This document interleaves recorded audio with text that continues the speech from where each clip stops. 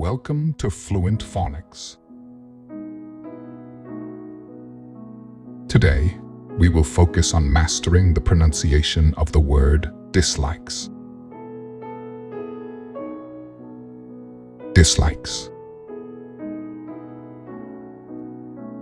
Dislikes. Dislikes.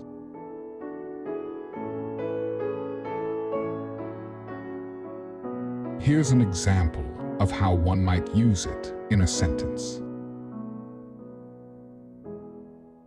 She dislikes broccoli, but loves spinach. Dislikes describes a feeling of aversion or lack of enjoyment towards something or someone. It indicates strong preference against a particular thing.